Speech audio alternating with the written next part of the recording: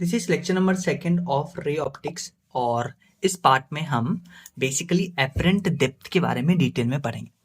देखिए apparent depth क्या होता है इसको समझते हैं। पहले मान लेते हैं आपके पास बीकर में एक वाटर भरा हुआ है और वाटर का जो रिफ्रैक्टिव इंडेक्स है वो है μ1, राइट।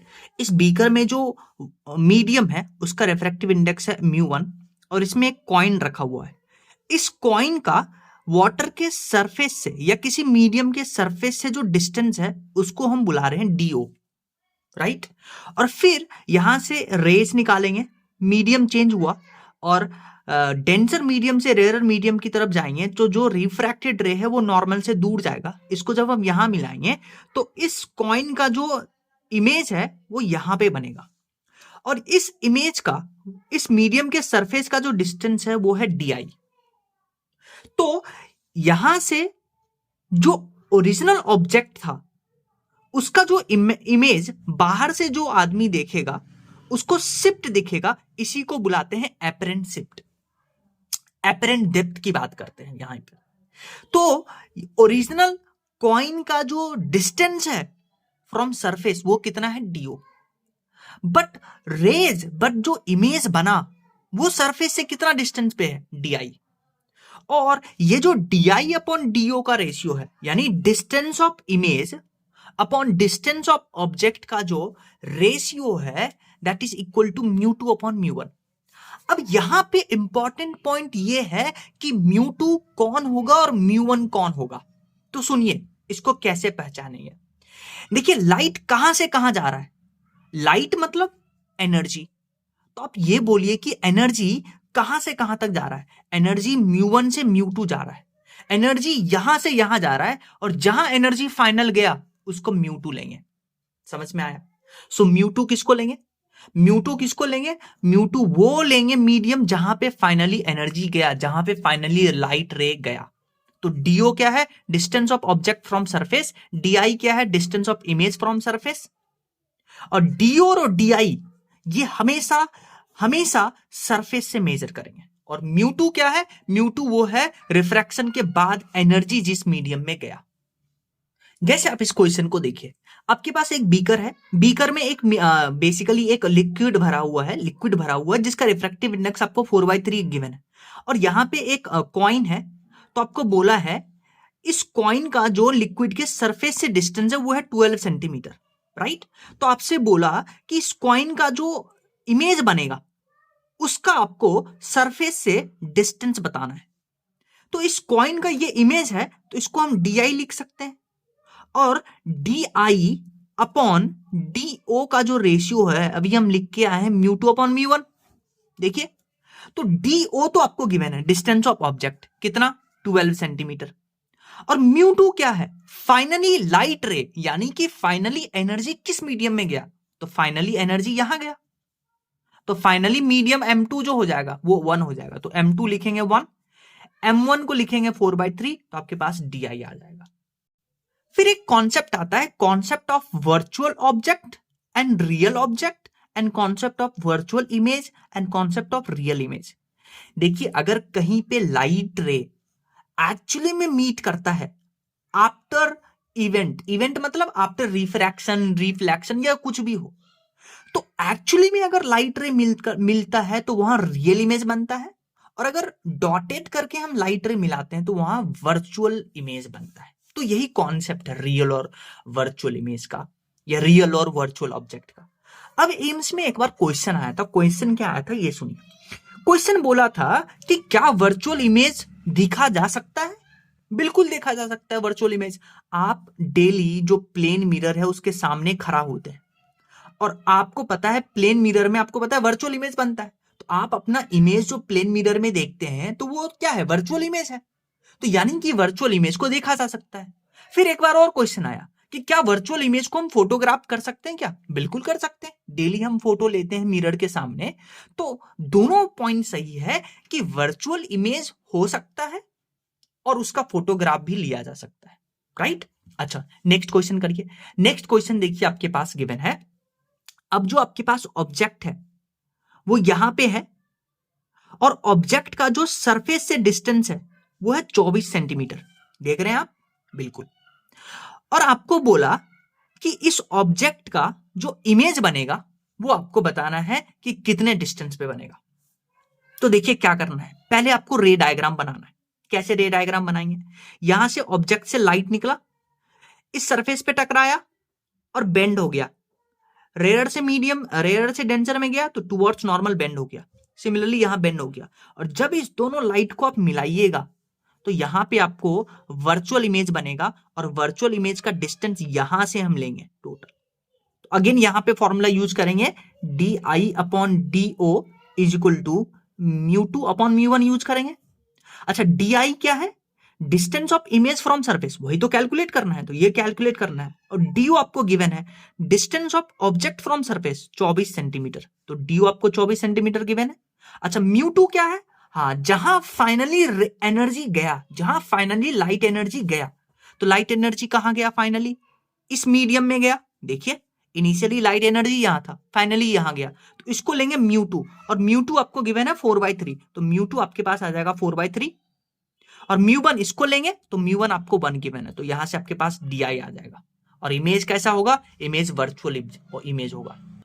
तो यहां पे देखिए, यहां जो रिफ्रैक्शन हुआ एक प्लेन सरफेस से हुआ है।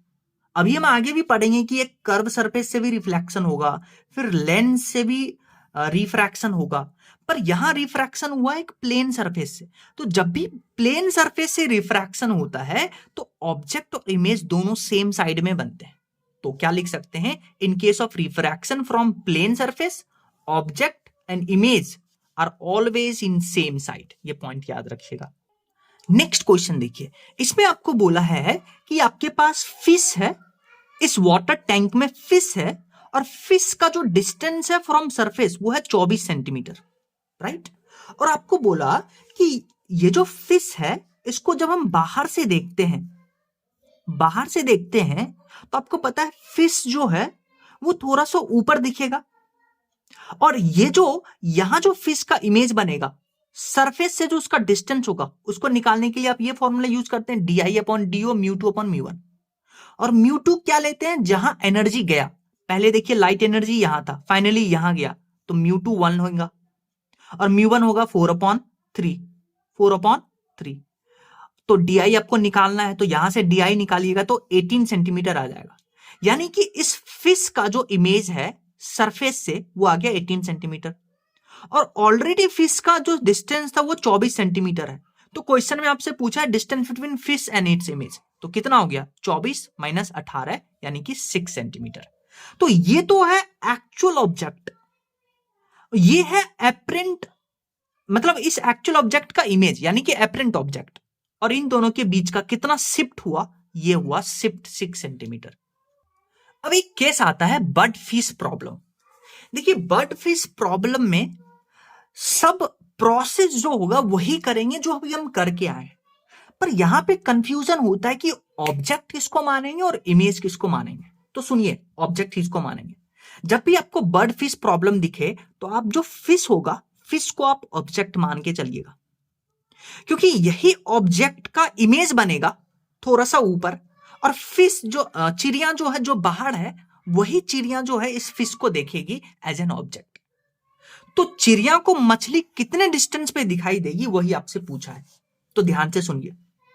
जो एक्चुअली में मछली है वाटर के सरफेस से नीचे वो है 8 सेंटीमीटर पे, और वाटर के सरफेस से 18 सेंटीमीटर ऊपर चिड़िया है। पर चिड़िया को मछली 18 + 8 पे दिखाई नहीं देगा। क्यों, क्योंकि इस एक्चुअल ऑब्जेक्ट का थोड़ा सा शिफ्ट आएगा। तो कितना शिफ्ट आएगा वही हमको कैलकुलेट करना है, फिर हम आसानी से बता सकते हैं कि कितना चिड़िया और मछली के बीच का डिस्टेंस होगा। उसको निकालने का तरीका ये formula, D I upon D O equal to mu two upon mu one. अच्छा, म्यू टू क्या लेंगे, कहां एनर्जी फाइनली गया, एनर्जी कहां फाइनली गया, पहले लाइट रे, ये ऑब्जेक्ट है तो लाइट रे यहां से निकला और फाइनली इस मीडियम में गया, तो यानी कि मीडियम म्यू इक्वल टू 1 में, तो म्यू टू का वैल्यू लेंगे 1, और म्यू वन कितना है 4/3। और ये डिस्टेंस निकालना है, मछली का जो एपरेंट डिस्टेंस आया है सरफेस से वो निकालना है, तो वो निकालेंगे तो आ जाएगा 6 सेंटीमीटर। तो ये 6 सेंटीमीटर सरफेस से, तो चिड़िया को कितने मीटर पे दिखाई देगा, कितने डिस्टेंस पे दिखाई देगा, 18 + 6, 18 प्लस 6 यानी कि 24 सेंटीमीटर पे। तो जब भी बर्ड फिश प्रॉब्लम आए तो आप क्या देखिएगा ध्यान से कि चिड़िया जो है वो कभी भी फिश को नहीं देखी अपने पूरे लाइफ में। तो बर्ड जो है will see image of fish. आप ऐसा सोचिएगा कि चिड़िया जो है वो कभी भी मछली को अपने पूरे लाइफ में नहीं देखी है, तो इमेज किसका देखेगी? फिश का। यानी कि बर्ड जो है will see image of fish, तो फिश का इमेज फिश बनाएगी, तो fish will be object, right. तो ऐसे कैलकुलेट करिएगा आप। नेक्स्ट क्वेश्चन देखिए, ये एक स्टैंडर्ड क्वेश्चन है, इसको डायरेक्टली हम याद भी रखेंगे।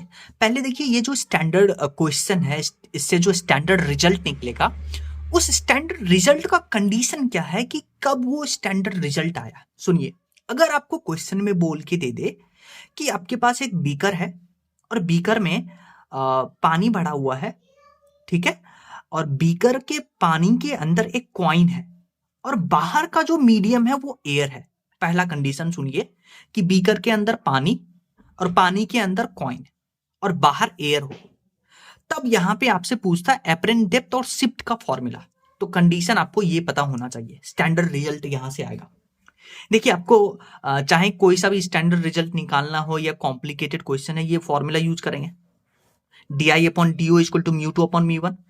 अच्छा, डी ओ क्या है पढ़ना सीखिए, कॉइन का actual depth from surface of water, that is D O, actual depth. और डी आई क्या है, इस कॉइन का जो इमेज बना उसका distance from surface of water, that is D आई।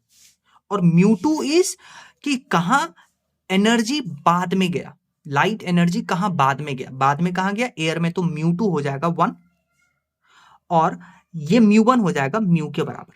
तो यहां जो डी आई आया है, डी आई क्या है, इस कॉइन का image from surface of water, वो आ गया है actual depth of the coin from surface of water divided by mu of this medium.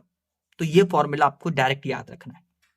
तो ये जो डी आई है, डी आई को क्या पढ़ते हैं आप, डी आई को पढ़ते हैं apparent depth of object, apparent depth of object. तो एपरेंट डेप्थ ऑफ ऑब्जेक्ट आ गया D upon mu, D upon mu. और डी क्या है, एक्चुअल डेप्थ, और म्यू क्या है, मीडियम का रिफ्रैक्टिव इंडेक्स। कब यूज करेंगे, जब बाहर मीडियम में एयर हो, अंदर वाटर हो, राइट।